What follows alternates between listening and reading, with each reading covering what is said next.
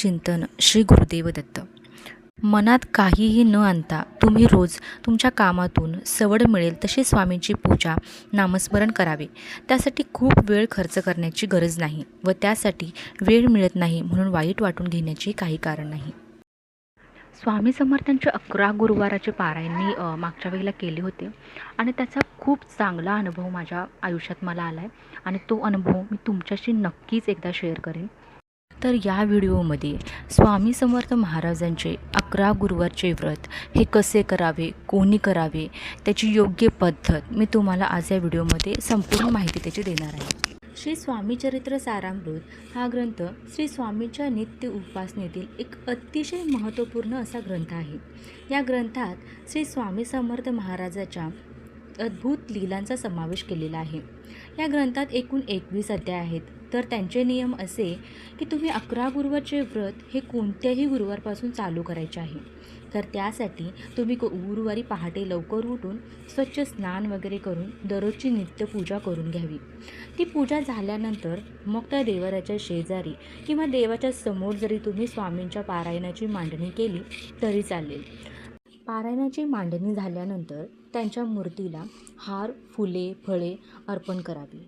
परत अगरबत्ती लावावी.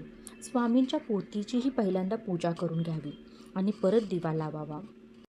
महत्त्वाचं म्हणजे जेव्हा आपण पारायणाला सुरुवात करतो तेव्हा पहिल्या गुरुवारी आपण एक संकल्प करावा आणि तो संकल्प असा करावा की आपल्या हातामध्ये थोडंसं पाणी घ्यावं आणि आपला जो संकल्प म्हणजेच आपली जी इच्छा आहे ती स्वामींना सांगावी आणि आपण या गोष्टीसाठी पारायण करत आहोत असं देवाला सांगावे आणि परत ते पाणी एका ताम्हणात किंवा एखाद्या भांड्यात सोडावे आणि ते पाणी आपल्या तुळशीत ओतावे. परत त्याचबरोबर पहिल्या गुरुवारी आपल्या घराशेजारी एखादं मंदिर किंवा मठ किंवा एखादं स्वामी समर्थ केंद्र असेल तर तिथे नारळ आणि खडीसाखर घेऊन त्या मंदिरात किंवा त्या केंद्रात द्यावे आणि महाराजांना सांगावे की आपण असं पारायणाला सुरुवात करते आणि आपला संकल्प, आपली इच्छा आपल्या स्वामींना सांगावी आणि या आपल्या पारायणाला आपण सुरुवात करावी. तर या पोथीमध्ये एकूण 21 अध्याय आहेत. पोथी वाचून झाल्यानंतर स्वामी महाराजांना वंदन करून आपली जी काही इच्छा आहे ती महाराजांना सांगावी व 108 वेळा श्री स्वामी समर्थ, जय जय स्वामी समर्थ, श्री स्वामी समर्थ, जय जय स्वामी समर्थ असे म्हणावे. परत देवाला साखरेचा नैवेद्य दाखवावा आणि आपण जेव्हा रात्री उपवास सोडतो तेव्हा काहीतरी गोडधोड पदार्थ बनवावे आणि तो उपवास सोडायच्या आधी देवाला नैवेद्य म्हणून दाखवावा आणि मग आपण उपवास सोडावा. तुम्ही हे गुरुवार संकल्पयुक्त करत असल्याने मांसाहार पूर्णपणे टाळावा.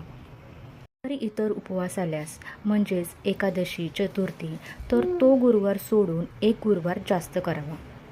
असे हे स्वामींचे तुम्ही 11 गुरुवारचे व्रत अवश्य करून पहा.